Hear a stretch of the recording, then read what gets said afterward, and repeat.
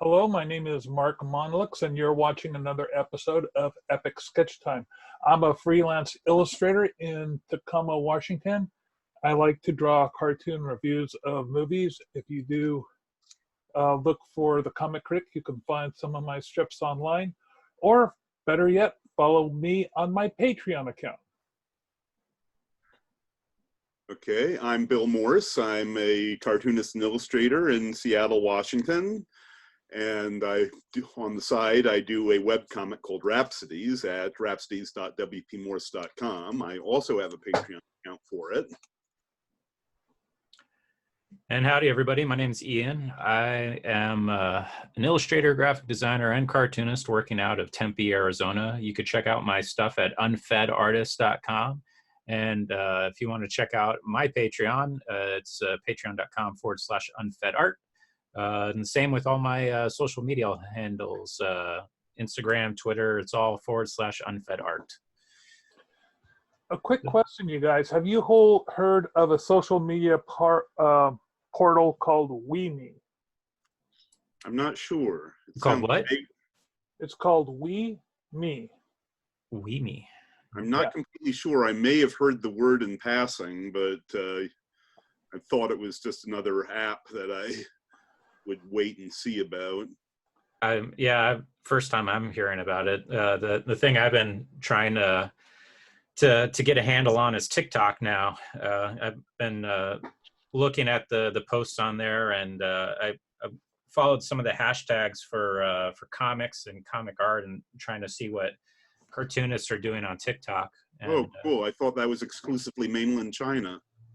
Nope. No, it's everywhere now. Okay. So let's talk about these media portals.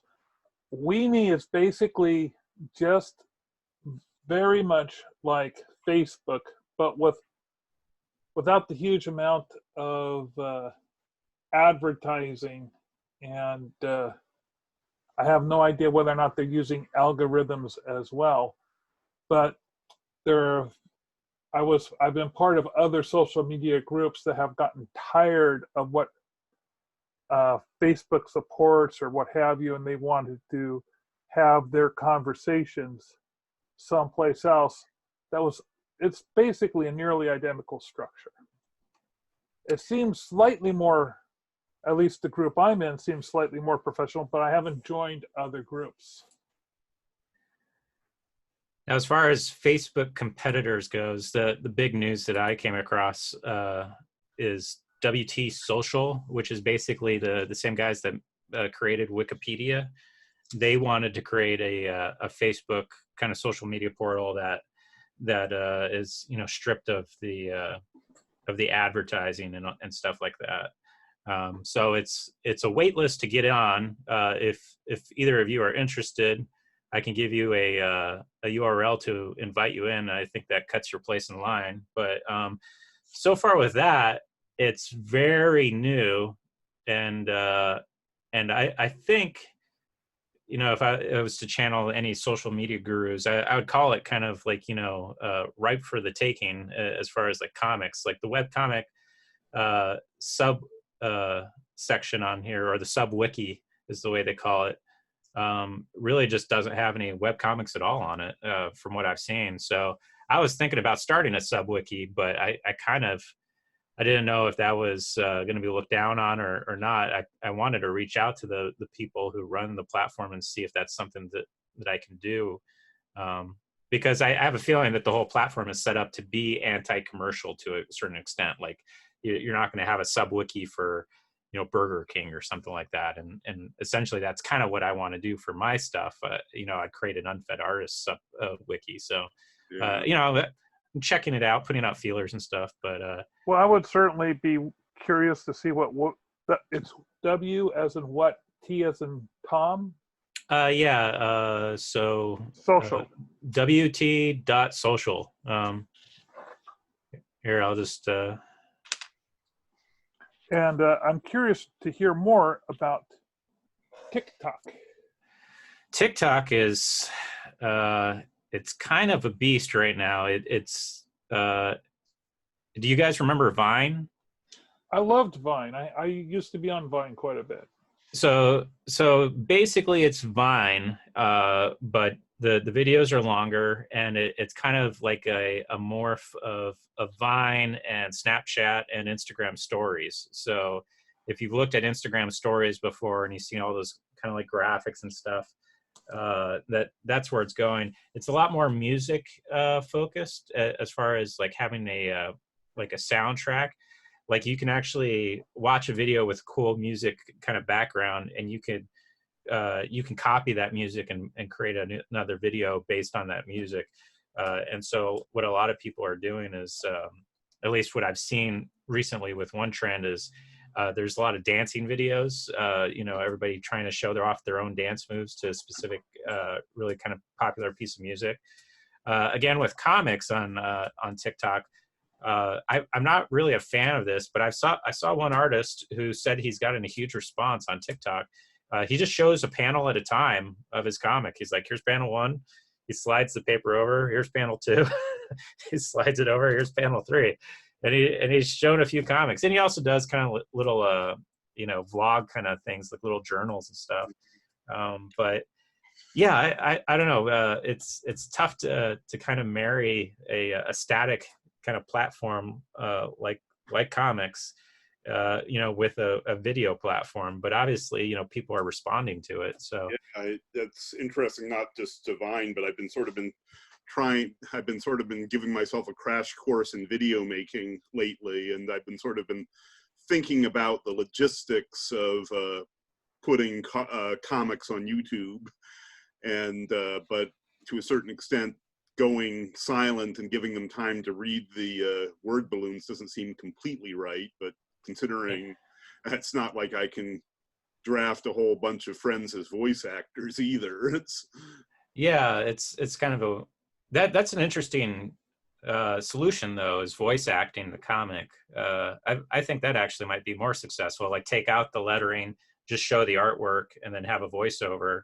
I mean, if you could do the voices really good, or maybe get somebody to help you out, I think that would be really interesting. It would definitely be novel. Yeah. One of the guys I follow, who's pretty well known for having his finger on the pulse of social media, is Gary Vaynerchuk, and he's really big on pushing people to do LinkedIn, especially if they're B2B, business to business focused, and TikTok. And it's not necessarily that TikTok is going to be the next Instagram or something, but it's popular enough that it's basically, it's setting a precedent for how people are going to try to look for content and interact with content. And so whether or not it's successful isn't really important. It's understanding the rhythms and like the kind of memes and the trends and stuff, and understanding how to create content for that. So whether or not it's successful isn't the problem. It's, are you taking the time to learn it so you can create content in the future for whatever platform, even if it is TikTok. And I thought that was pretty smart. So I'm going to try to push myself to do it. But like I said, I've been struggling with, how to present comics on there. And I don't know if maybe I should just do like a, video journal kind of thing or not. There's a handful of places that I share my comic with every day, and I'm always on the lookout for more. I get very good luck with Reddit. And yeah, I still like Reddit. I mean, it's sort of like, my opinion of Reddit is, even though I found some very good user groups on it, my opinion of it is still mixed. Having said that, a post on Reddit is good for at least 30 hits a day. Really? Huh. Yeah, I haven't actually heard Gary Vaynerchuk talk about Reddit. He's always been a big fan of Instagram and Facebook in the past, definitely YouTube. But now when he talks about like YouTube and Instagram, he says, they've matured. Basically, your opportunity to get more notice, unless it would just general kind of average content, is less so than it is with these newer platforms like TikTok.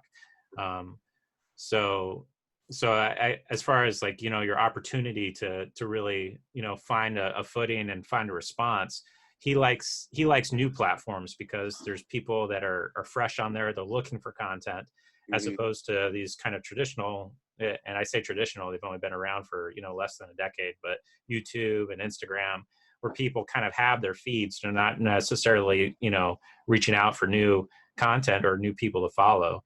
Mhm. Yeah, let's talk about some old social media platforms. Like, I have an e-blogger blog that I've been using on and off for years, and I know other people who are still using their e-blogger blogs. But, Vine has gone by the wayside. I very seldom put anything on Tumblr anymore. I never really got into Tumblr. I'm kind of curious, what other social media platforms have you guys signed up on but have completely shelved and just aren't paying attention to it? Like, I know that Twitter is really taking a big backseat right now to the way I was Twittering before. I'm definitely spending more time focusing on doing things on Facebook and Instagram than Twitter. I try to, I post a link on Twitter every day. How much I get out of it is anyone's guess. I still post fan art on Tumblr, and I generally get relatively good luck with my Game of Thrones sketches, but that's about it. And wasn't there an art website too? That people post on? There's DeviantArt, which DeviantArt, yeah. Get luck, where I generally only get luck. I only ever get noticed if I do fan art on it. And ArtStation, which is essentially ArtStation, as far as I understand it, is the LinkedIn of art pages. And so it's sort of like, because it has a lot of media people posting, I don't have a problem with posting, well, technically not posting fan art, but illustrations of franchises where you give the creator every bit of credit and drop it the instant you see a cease and desist. Last year, I was noticing a distinction. I was getting more queries via LinkedIn than I was by Facebook, and that was the first year that happened. Yeah, I've been reluctant to, probably because of the gravitas thing, I've been reluctant to post cartoons on LinkedIn, but you all think that's something I should do? I don't post any of my cartoons on LinkedIn. I keep my LinkedIn very much in Illustrator's portfolio website. Okay. And really, I keep that look. I'll post graphic facilitation images, but my day-to-day funner drawings, so that, the pop culture stuff, I keep that totally on Facebook. I find that it's more important to keep a suit and tie appearance on LinkedIn. Okay. Now, do you say that because it's been impressed upon you, or you tried it out and it kind of bit you? Like, what's your reasoning? No, my reason for that has been my policy for ever since it first started up, and it's worked. I didn't want to have the same type of social media presence on every portal. I wanted each portal to have a different flavor. So and I have found that when I was starting out, almost everyone who was on LinkedIn was using it to check out things for the higher bidding projects on LinkedIn. Were coming from the corporations. Corporations don't look at Facebook when they're looking at you. They go to LinkedIn instead. So I wanted to make it look like I had, a couple more digits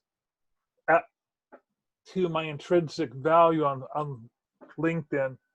And if I had more generic cartoony stuff, as opposed to the corporate type illustrations and cartoons. I mean, there's still cartoons there, but they're corporate related cartoons. They're cartoons that show the mechanics of how things work, or a facilitation of a process, things of that nature. They're not a movie review, which is definitely more pop culture-y, and I just keep that on a strictly on Facebook and Instagram. Mm-hmm. And anymore, Facebook has been more, I've got a variety of Facebook pages that I overlook. There's a couple of group Facebook pages. Nearly every group I know uses Facebook as a portal. Some groups I had convinced to use a wiki, but then one day, one of my group's wikis totally just disappeared because no one in the group had been using it regularly. And when I went in to check on the archives, there was like about 9 years worth of material, minutes and things, and they were all just gone because it had been inactive. Then there's another group portal I use called Member Planet, and it's very useful. It's just an application for people to pay their dues, be notified, set up the meetings, and for the members just to get a direct notification off a specific app rather than losing track of it in social media. Because you know how you can get an invite and then you have to try to find it on social media. It may not pop up in your calendar right away because Facebook is changing things around all the time. Would that be something I should look into for Cartoonist Northwest? Absolutely. One of the things Member Planet is great for is dues structure, because rather than asking people to pay their dues, you can rig it up so that Member Planet will automatically query their dues, and if they've got a credit card, automatically they could rig it up so, hey, my dues automatically comes off my credit card. My membership to the Knights of Pythias is paid that way. Claw Artist Guild has set up a Member Planet thing. It just made things a lot easier last year. Also, it keeps a good track of your members, because when your members sign on, they have to upgrade and create an account that gives all their phone numbers and addresses. So it's been very useful. You can get a free version of that signed in for small organizations. And then if you want to up, like say, some people find there are crowdsourced funding apps within this particular application for, like, say, you're doing a charity or you're selling tickets to a ball. All the money will go straight into the bank account, and then organizes all the invites and everything. It also will send out reminders on an annual basis, so you don't have to do anything about that. It will also let you know how many members are currently active. It's fairly versatile, but it is not an intuitive website. It's like almost working with DOS at some point. It's pretty clunky. You have to really look your way around it and follow the tutorials in order to understand what's happening. But once you get past it, that function, it turns out to be a fairly useful application.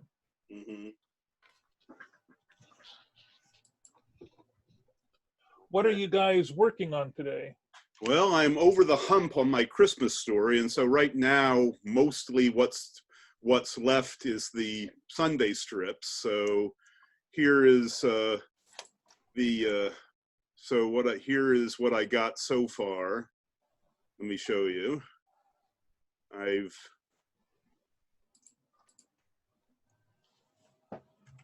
Essentially, I blocked out most of the line art. I'm hoping to get all the line art done before getting to bed tonight. As I also here's the strip for Christmas proper, which I was pretty pleased, though. I'd like your opinion. I'm not sure about the lighting on the sleigh. I think I need to tweak the colors on the reindeer.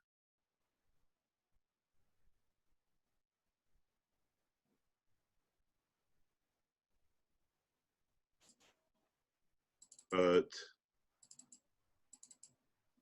anyway, so anyway, that's what I got. Do you mind showing me the Yeah, well, the comic one more time? Okay, yeah, so here's the comic I'm working on right now. It's essentially the third strip in the storyline, and as I was saying before, this is the Christmas strip, the Merry Christmas strip that I finished last week, though I think I need to tweak the lighting on the reindeer. Yeah, they blend into the background. Yeah. But without really knowing, I mean, that could be a good thing, right? Like if there's character dialogue and you want them to focus on the characters on the left, and Right. that's probably Yeah. not that bad. But Well, that's the point. I think even by that rationalization, I think they're blending in too much. the characters on the left. Actually, I can add another light source for them too, but Yeah, I was it all seems very subdued. what's happening with the reindeer and all the browns and then the little bits of color, it just kind of gets all jumbly on the I think that the reindeer need to be like a continuous tone of brown throughout, right. and toning down the highlights on them, because their highlights are brighter than what's happening on the front of the sleigh. Yes. And the sleigh also looks, I know that you're having it's looking very dark for a reason, because you're trying to get the sunrise going off and the sun's on the other side. But the sleigh seems to be actually darker than the foreground. Right. Now it's a separate layer, so I've got definite. It's easy. I think it's the yellow in the sleigh. I think if that yellow was more like a metally color rather than gold, it might. Is the yellow is just fighting against that tan front railing? Right. Yeah, I mean, it should be easy to tweak. I sort of let it go because I have 10 days before I post it, and I'd been staring at it way too long. But otherwise, I'm pretty pleased with my progress. I'm trying to streamline the process on these things, the Sunday strips, as much as possible, because they can be real time dumps. Have you made any progress with Blender and creating your backgrounds that way? I'm beginning to make some fairly good progress. I haven't been working on it too much because it's such a different mindset that if I dedicate time to play with it, I get sucked in. So I'm putting that on hold until I finish this, and then work on it in the evening. But at the moment, it's just intuitive. It's intuitive enough that I'm very optimistic about my progress. I've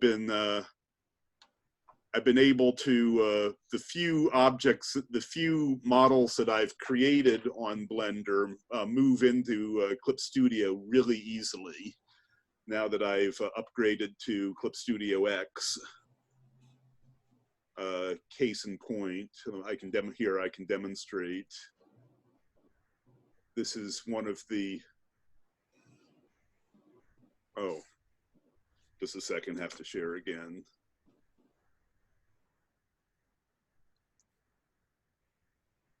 So here, let me show off just how cool this is.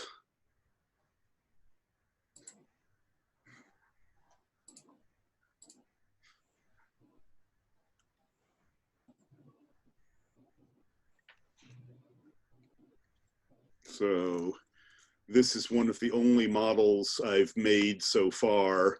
To be honest, this was a case of me getting lucky. It was because it was one of the only models I'd made on SketchUp that did not have any texture edited. It was the only one that I've been able to successfully import into Blender and then save as an object. So anyway, here is the setting right now. It's for my space opera.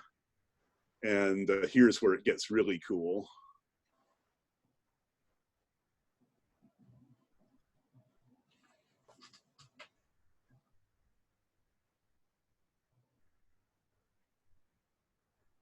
And voila, background. I still need to fine tune it a little bit, but I'm so far, I'm very excited. So what exactly did you do to get that? I saw somebody said LT conversion of background or something, or That's like, correct.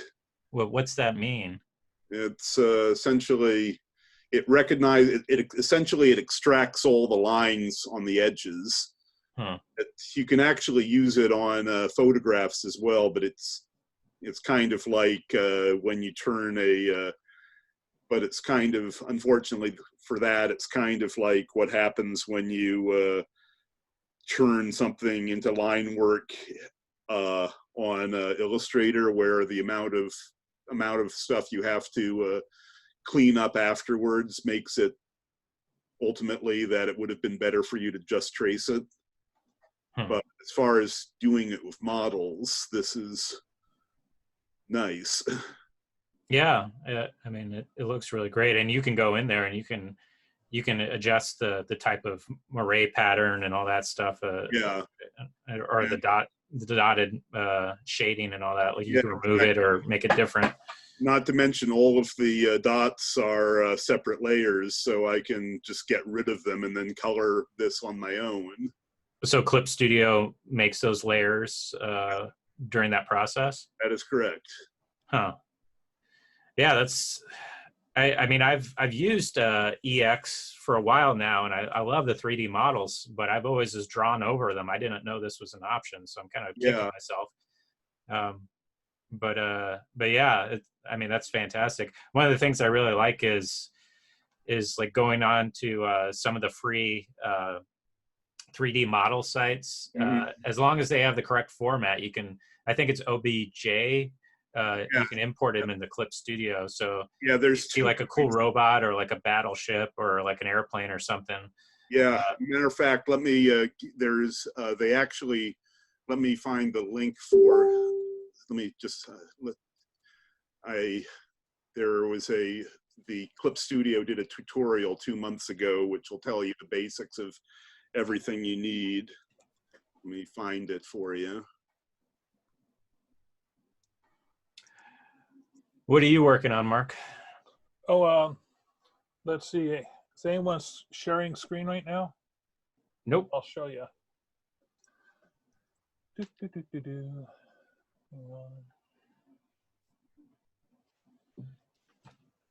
Hello, everyone. Hey. Thank you so much for joining us today. Today's webinar will be on using 3D models. Oh, sorry, that was me. To help create 2D images. Okay. Sorry.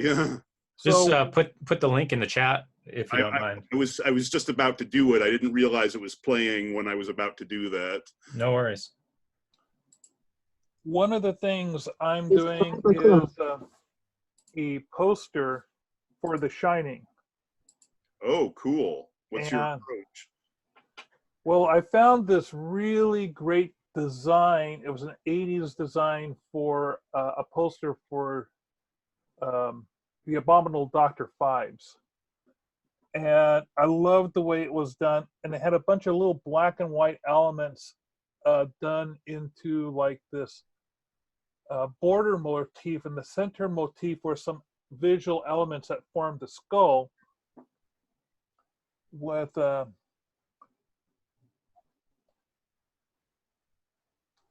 this part, the typewriter. This will be the teeth of the skull, and that's what I'm showing off right now. And let me. And then for the, oh, I'm going to stop sharing. Where's the button?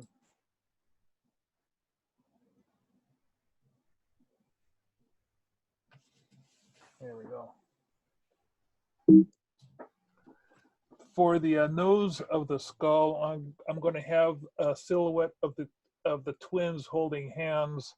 For the eyes, I'm going to have Jack and Wendy looking at each other, and there are going to be little people poking out in the border parts of the section. The border, initially I was going to do the border as the maze, but someone suggested that I use the pattern for the carpet instead. And I thought that was an excellent idea. Let me see if I can find my carpet.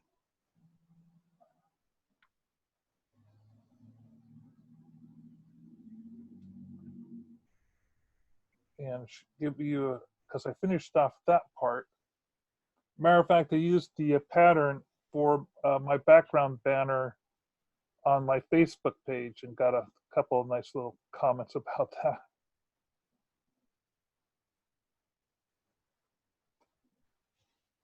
that. I'm not locating it. It's got to be around in here somewhere. For some reason, I didn't put it in my my project.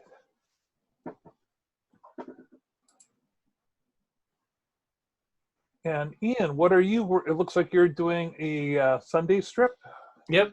Yeah. I was just about to start working on a restaurant interior, and Bill got me thinking about finding a 3D model for one. So that's what I'm looking for right now.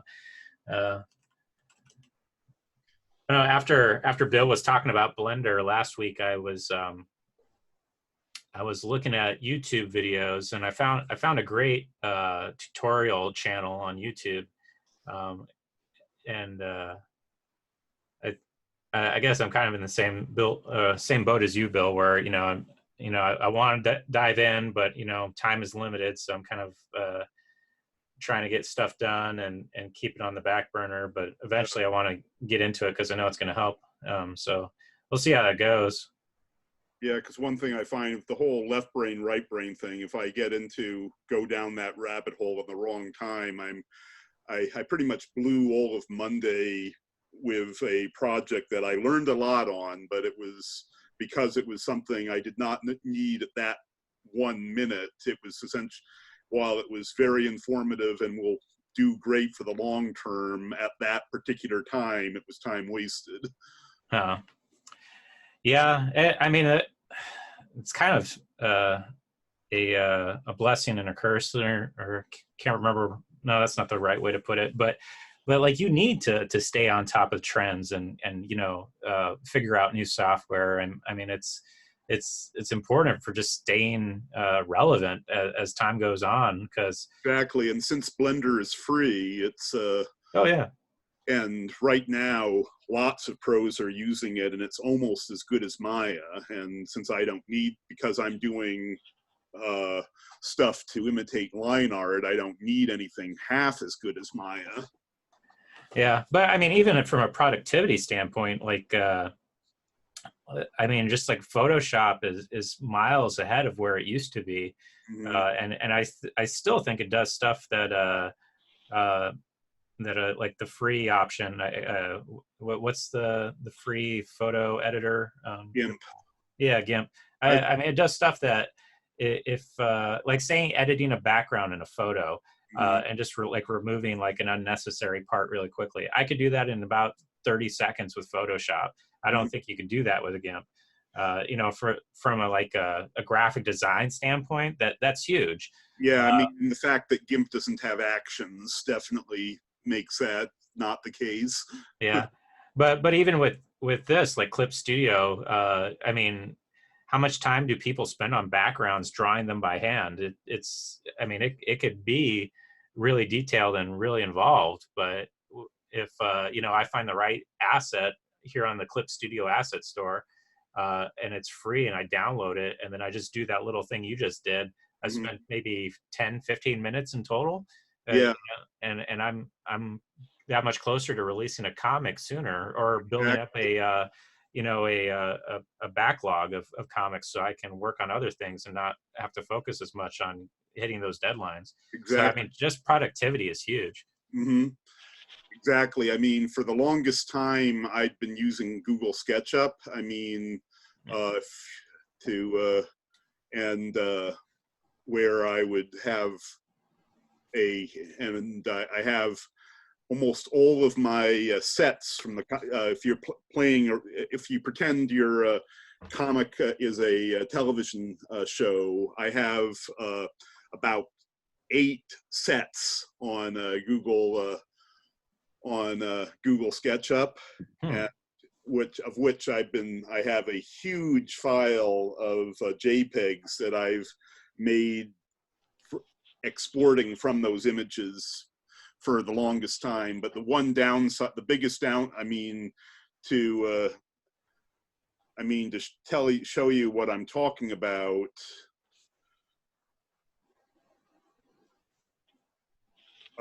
Right here in the first panel, that's one of those, is one of those sets. And normally I would run it through Photoshop's numerous filters, and of which I have a file of those turned into.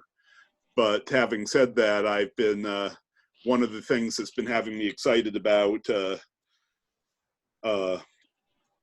Blender is that, yeah, Google SketchUp is good enough, but it's for architects, not filmmakers, so that the perspective and the depth of field is never quite right.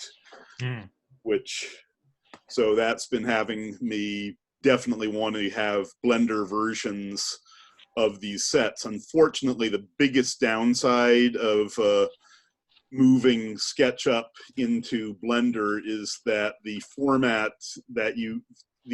graphic format you can export a SketchUp document with SketchUp, it only works if you don't have any texture on it.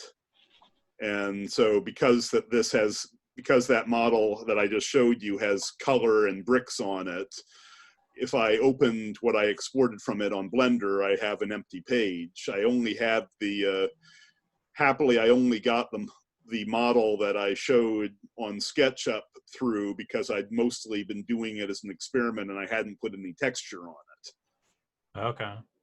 Yeah, I mean, it does get pretty complicated. I don't really appreciate that as an artist. I mean, if you told me that all I had to do was just learn how to choose the right kind of Bristol paper and, crow quill pens with India ink and draw my comic like it was back in the old days, I think I'd be happier. Tell me about it. But, it is what it is. Or the one that really I find impressive, are you familiar with the comic book Mouse Guard? No. It's a very wonderful fantasy comic. Look it up, but why I'm bringing it up is that the creator of it creates these intricate cardboard models as references for all of his backgrounds, which he demonstrates on his YouTube page. Oh, yeah.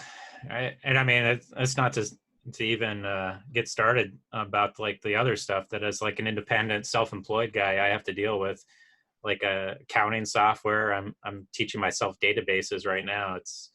It's a mess, but it is what it is. Like I said, I mean, some of this stuff is pretty cool, and I think it makes it a little fun too, to kind of like bring like a massively well drawn or well built 3D scene and then just like hit a button and suddenly it's line art. And I mean, if you just touch it up a little bit so it matches your style and everything, I mean, that's pretty cool. And there's plenty of adjusters. There's plenty of adjusters for it, so I haven't quite